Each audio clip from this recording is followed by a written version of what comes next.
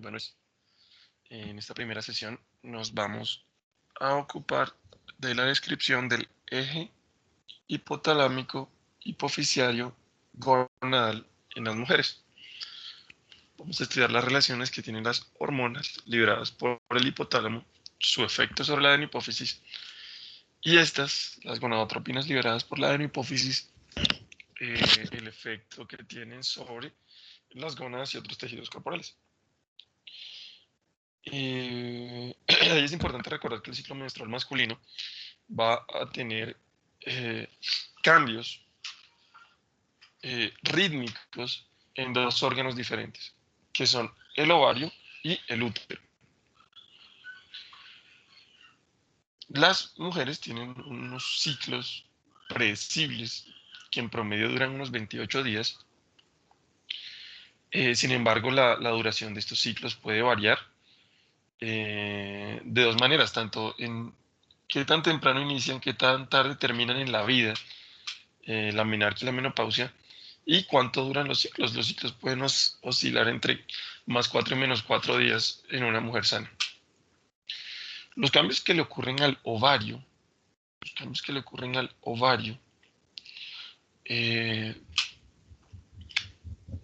van a incluir esencialmente 4 fases que tienen que ver con el desarrollo de unas estructuras que llamamos folículos ováricos, que van a ser los que liberan el óvulo y permiten finalmente la ovulación para la fecundación. Los 4 procesos que ocurren ahí en el ciclo ovárico son esencialmente la foliculogénesis, que es el proceso de desarrollo de los folículos desde primordiales hasta maduros, el folículo de Graf, y ese termina con el segundo proceso, que es la ovulación, el estallido del folículo de Graf con la salida del óvulo hacia las trompas de Falopio. Luego ese folículo roto, ese folículo que se rompe, madura, se transforma por efecto hormonal a una estructura que es el cuerpo lúteo. Y una vez se produce ese cuerpo lúteo y termina la función hormonal del cuerpo lúteo, ese cuerpo lúteo hace A13 dando origen al cuarto proceso, que es la muerte folicular o la formación, también lo podemos llamar la formación del corpus albicans, del cuerpo albicante.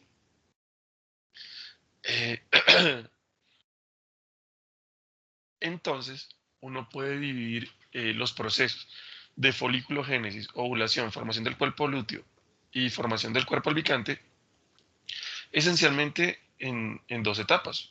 Es decir, el ciclo ovárico, que va a tomar también 28 días, se puede dividir una primera parte, que son unos 14 días de todo ese ciclo.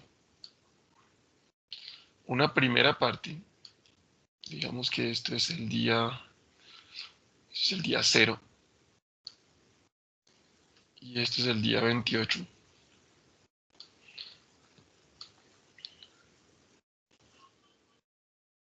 Por acá exactamente en la mitad de este ciclo, que estaría el día 14,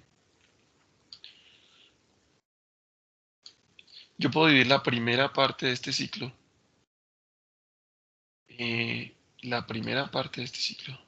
Es decir, este recorrido de acá, lo podría llamar del día 0 al día 14, donde están ocurriendo los procesos de foliculogénesis y el proceso de ovulación como una fase folicular.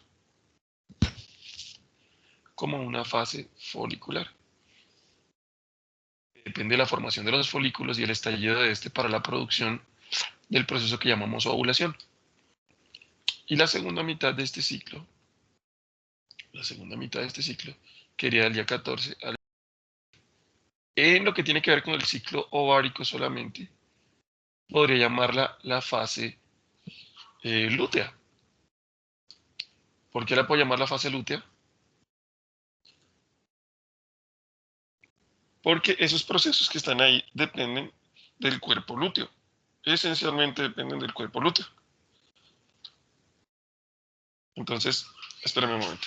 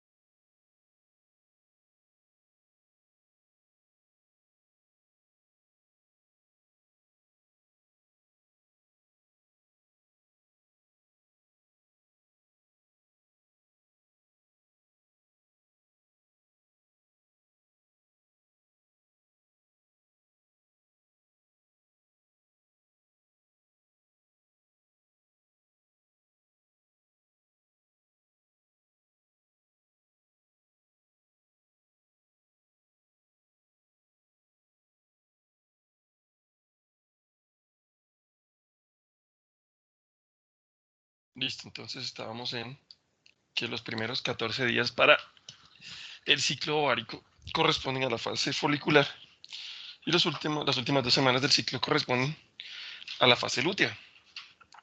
Entonces,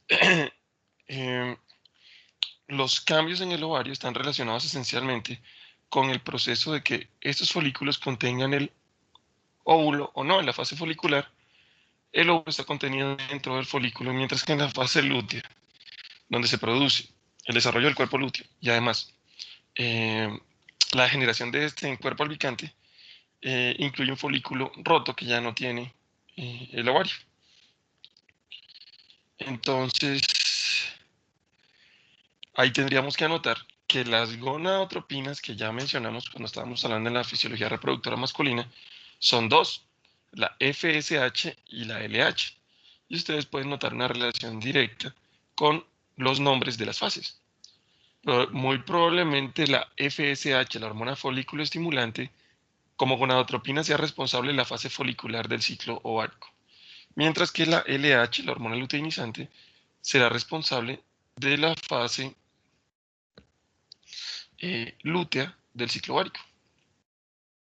Sin embargo, y es también importante anotarlo desde ya, a pesar de que no lo vamos a tratar en esta clase, pero sí en una posterior, es que al mismo tiempo hay otro órgano que está siendo estimulado por estas hormonas y por otros esteroides sexuales que es el endometrio, el revestimiento interno del útero. Y en esta vamos a tener nosotros 3 fases de un ciclo, no solamente 2, sino 3 fases de un ciclo. Una primera o última fase, no sé cómo la quieran llamar, primera o última fase de un ciclo, que está pintadito en rojo, que en el ciclo endometrial denominamos la fase menstrual. Luego de que se desprende ese epitelio, vamos a tener una fase que es la fase proliferativa. Fase proliferativa. Por ahí hasta el día 15. Y fase proliferativa. Y finalmente vamos a tener una fase secretora de ese endometrio. Una fase secretora. Luego ya las explicaremos en más detalle. Luego ya las explicaremos en más detalle, pero entonces hay un ciclo montado dentro del ciclo. Y es que depende de los cambios que está haciendo. Depende de los cambios que está haciendo eh, el ovario. El endometrio también está respondiendo en un periodo similar de 28 días. Entonces es bien importante anotar que hay cambios rítmicos en 2 órganos al mismo tiempo, el ovario y el útero. En el ovario tenemos las fases folicular y lútea, y en el endometrio, en el útero, vamos a tener las fases menstrual, proliferativa y secretora, que son las que correlacionan con el comportamiento que llamamos menstruación. Entonces, mientras la mujer está menstruando, estamos en la fase menstrual, luego estaremos pasando por las otras 2 fases, proliferativa y secretora, en ese mismo orden siempre. Listo.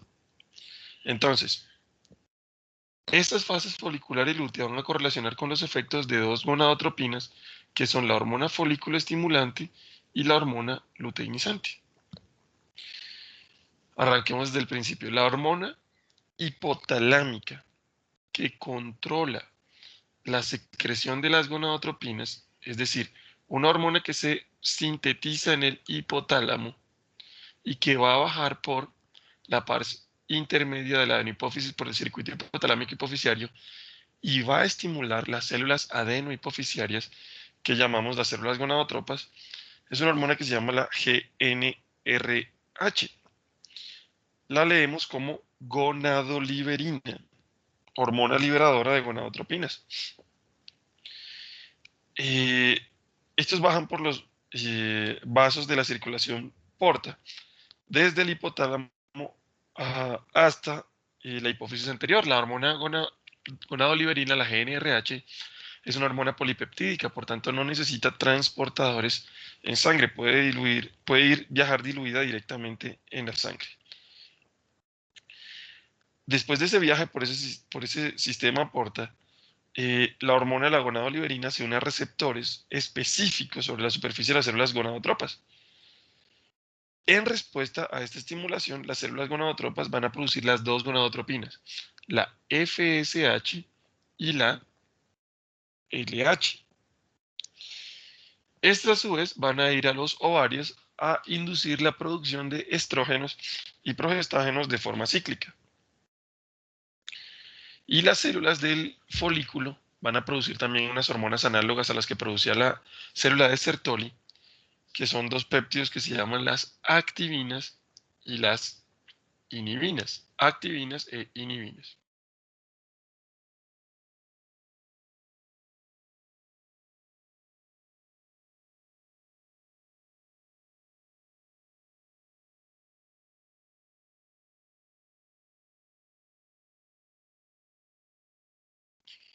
Entonces, este equilibrio que van a lograrse entre estrógenos, progestágenos, activinas e inhibinas van a ejercer un mecanismo de realimentación positiva y negativa sobre el hipotálamo y la hipófisis anterior. Es decir, por unos momentos van a inducir la producción de más gonadotropinas y en otros momentos la van a frenar. Tan compleja que tiene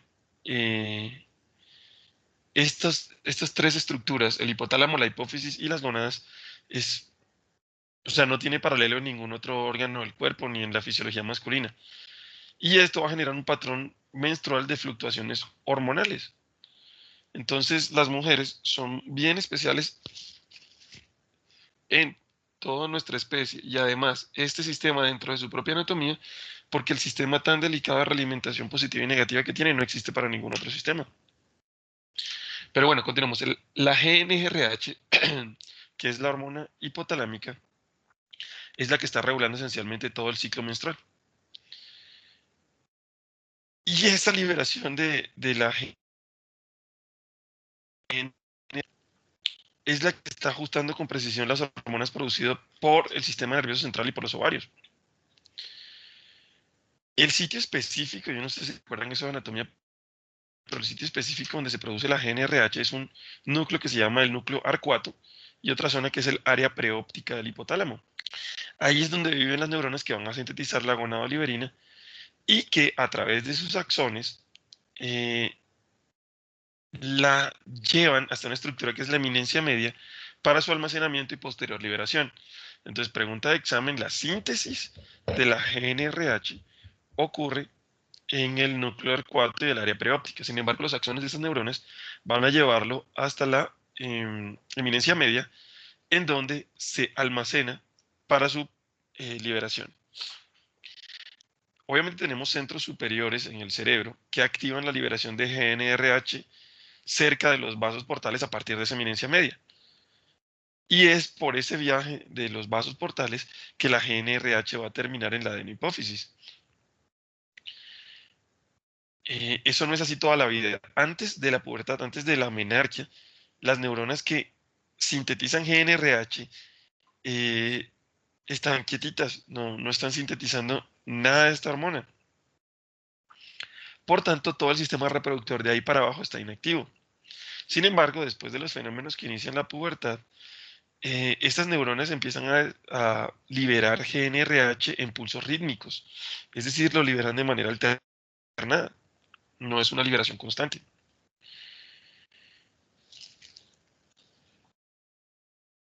Cuando estamos pasando por la pubertad, la liberación de GNRH ocurre más o menos una vez por hora. Sin embargo, la GNRH como hormona polipeptídica tiene una vida media muy corta en sangre, apenas vive unos minutos, de 1 a 5 minutos es la vida media de la GNRH en sangre. Entonces, esos pulsos de GNRH causan cambios discernibles en las concentraciones de esa hormona en la sangre del sistema hipotalámico hipoficiario. Es decir, si yo tengo, no sé cómo pintar eso, si yo tengo aquí arriba el hipotálamo, el tallo hipofisiario con el sistema portal y la hipófisis. Yo tengo unas neuronas por acá, recuerden núcleo arcuato y preóptico, que llevan sus axones hasta la eminencia media, y ahí es donde se libera la hormona que yo llamo GNRH. GNRH, hormona liberadora de gonadotropinas. Esa gonadoliberina entonces se va a liberar de forma pulsátil, de forma rítmica, hacia la sangre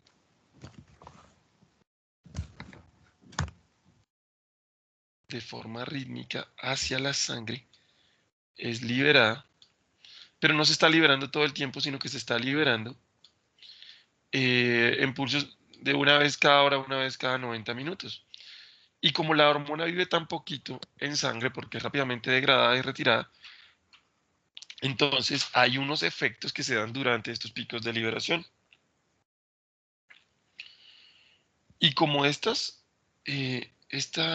pulso de GNRH va a producir una estimulación sobre los receptores específicos de las células gonadotropas. Y recuerden, la respuesta de las células gonadotropas frente a la estimulación por la GNRH va a ser la producción de las gonadotropinas. Las gonadotropinas son como la FSH y la LH. Va a haber una liberación que también es pulsátil, rítmica, de FSH y LH. Al principio, en la fase folicular del ciclo, en esos primeros 14 días que mencionábamos, cuando las células gonadotropas aún no son muy sensibles a la hormona gonadoliberina, cada pulso de gonadoliberina desencadena solamente una pequeña elevación de la hormona luteinizante. Y más tarde, en la fase folicular, cuando las gonadotropas en la hipófisis se vuelven cada vez más sensibles a la hormona gonadoliberina, cada pulso GNRH desencadena una liberación mucho mayor. Es decir, estas células están sintetizando los receptores para la GNRH dependiendo de la estimulación de la GNRH. Pero bueno, continuamos. La GNRH estimula la producción de FSH y LH.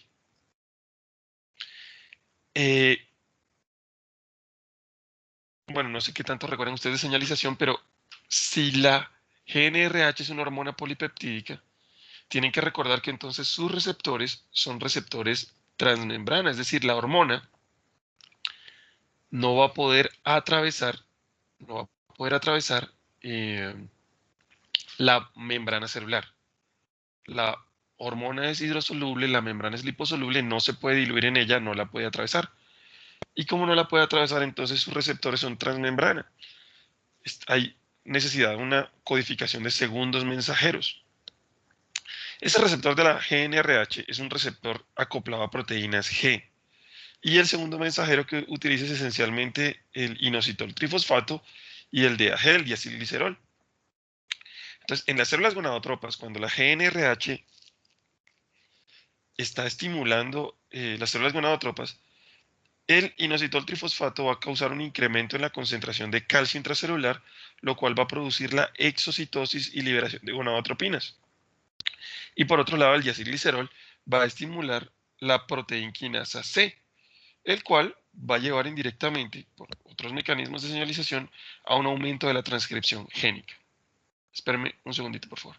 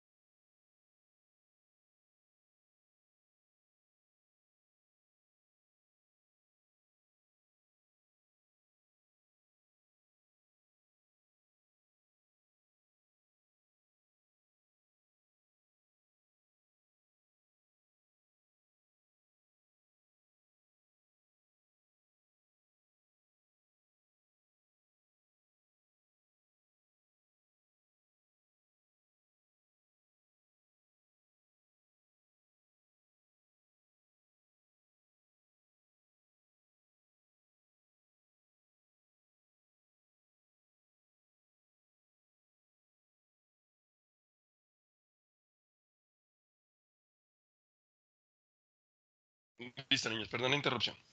Entonces, ¿íbamos en dónde? Listo, entonces pintemos la celulita. Pintemos la celulita. Porque lo que estamos diciendo es que cuando la GNRH, la gonadoliberina, estimula a los receptores transmembrana, el receptor de GNRH, este va a producir una codificación intracelular por segundos mensajeros que me lleva esencialmente a dos respuestas. Primero, el incremento en el inositol trifosfato. Y la segunda respuesta, vamos en otro color, la segunda respuesta va a ser el incremento de la concentración de DAG, diacilglicerol. Y que la respuesta de IP3, lo que me señaliza es un incremento en la concentración del calcio intracelular. Un incremento en la concentración del calcio intracelular. Y como hay incremento en la concentración del calcio intracelular, ustedes vieron con el profe Jaime Tomás la relación que eso tiene con la fusión de vesículas y por tanto esto va a provocar la fusión de las vesículas y por tanto pongamos ahí las vesículas.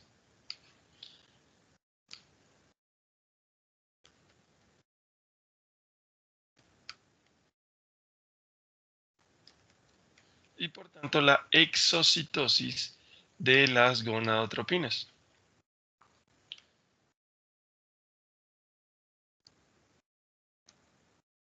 Mientras que la vía del diacilglicerol va a cambiar es la expresión génica de la célula y por tanto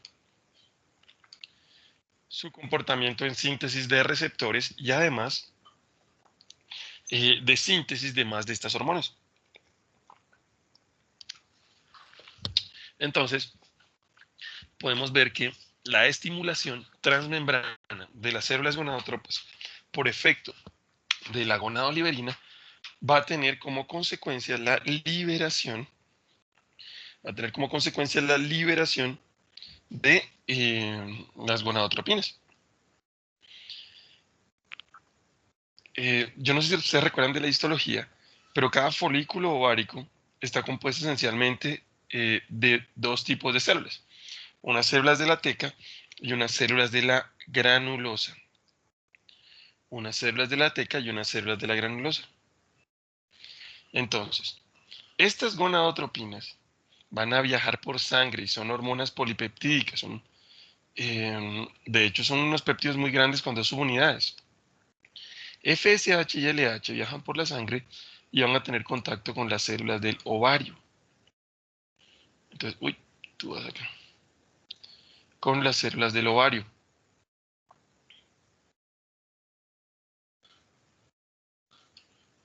Y si yo veo el folículo como una sola unidad grande, el folículo maduro va a tener por dentro el óvulo y alrededor del óvulo unas células que llaman las células de la, unas células que llaman las células de la granulosa. Y esas células de la granulosa están rodeando el ovocito secundario que está listo para convertirse, es muy grande, el ovocito secundario que está listo para convertirse en óvulo. Esas células de la granulosa. Y las estoy diferenciando porque es que resulta que los receptores para FSH y LH están distribuidos de manera heterogénea entre las células que rodean el óvulo, que llamamos las células de la granulosa, y estas células de la periferia, que son mucho más aplanadas, que le dan el techo al folículo, forman el epitelio que lo reviste, y esas células las llamamos las células de la teca. Las que están rayaditas de forma discontinua serían las células de la teca interna, y las que me forman el círculo, la circunferencia continua, serán las células de la teca externa. ¿Por qué es importante separar eso? Porque las células de la teca tienen receptores específicamente para la hormona luteinizante, para la LH. Las células tecales tienen receptores para la hormona, luteinizante. Mientras que las células de la granulosa van a tener receptores tanto para LH como para FSH. Entonces, repito, las células de la teca, receptores para la hormona luteinizante. Las células de la granulosa tienen receptores tanto para la hormona luteinizante como para la hormona folículo estimulante.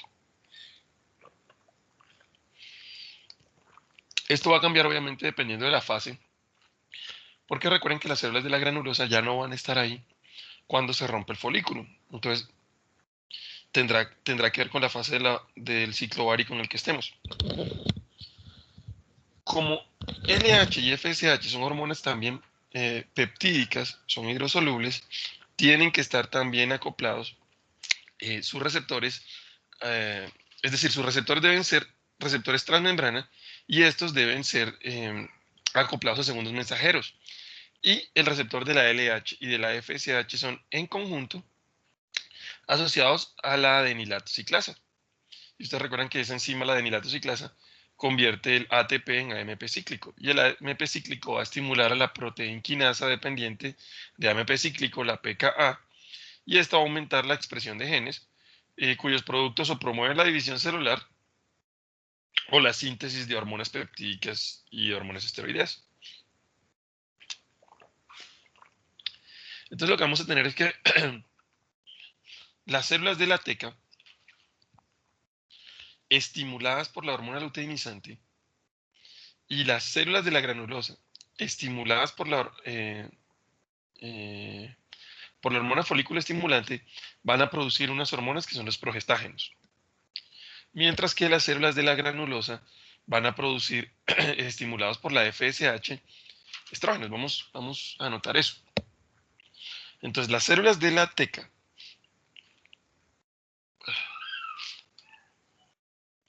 ¿dónde está el lapicito? Las células de la teca estimuladas por la hormona luteinizante y las células de la granulosa estimuladas por la hormona luteinizante pueden las dos en conjunto sintetizar progestágenos. Progestágenos. La progesterona, por ejemplo.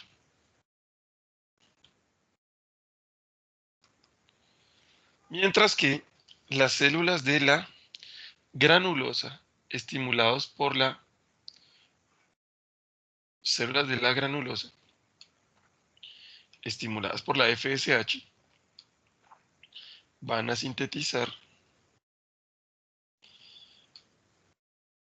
estrógenos, como el estradiol, la estrona o el estriol.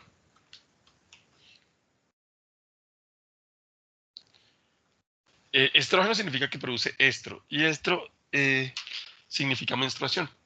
Y progestágenos, eh, como su nombre lo indica, son las hormonas que favorecen la gestación. Las hormonas que favorecen la gestación.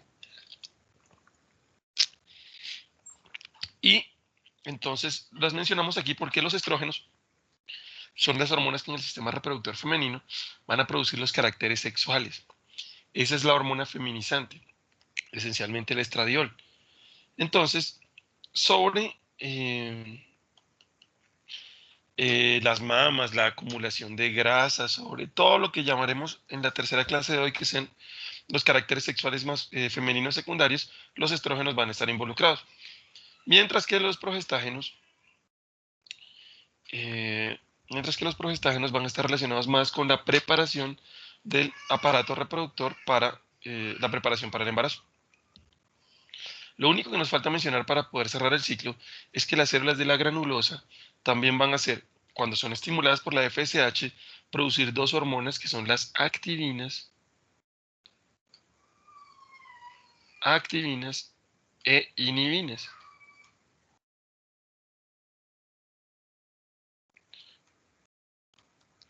Y que esas activinas e inhibinas son hormonas polipeptídicas que van a estimular la adenohipófisis. Sus receptores están esencialmente en la adenohipófisis. Entonces, ya teniendo el sitio de producción y el estímulo para su producción, podemos cerrar las asas de realimentación. Entonces, núcleos superiores del sistema nervioso central ordenan al hipotálamo la producción de gonadoliberina y que la gonadoliberina, recuerden su producción en el núcleo arcuato, en el área preóptica, terminan con sus acciones en la eminencia media donde se almacena y se libera bajo sus estímulos. Y que una vez la GNRH sea liberado, va a estimular a los receptores acoplados a proteínas G en las células gonadotropas y van a través de IP3 y diacilglicerol cambiar la síntesis genética, síntesis proteica y genética en la célula y van a cambiar la secreción de las gonadotropinas. Entonces la hipófisis anterior, la adenipófisis, libera FSH y LH.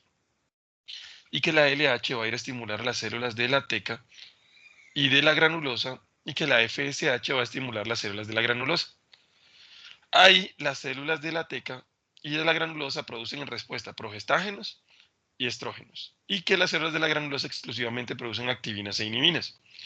Las activinas y las inhibinas se devuelven a la adenipófisis y pueden estimular o inhibir a las células gonadotropas para la producción de las gonadotropinas, mientras que los estrógenos y los progestágenos pueden estimular tanto a la adenipófisis como al hipotálamo en la síntesis de estas hormonas.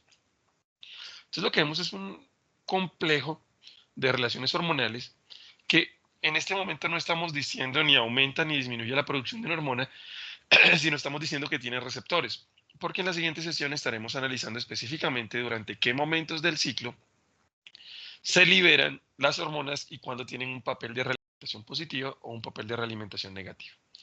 Lo que tiene que quedar claro en la sesión de hoy son las hormonas producidas, dónde se producen, cuáles son sus receptores y cuál es el efecto que tienen. Y eso es, mis niños, lo que tenemos que discutir el día de hoy.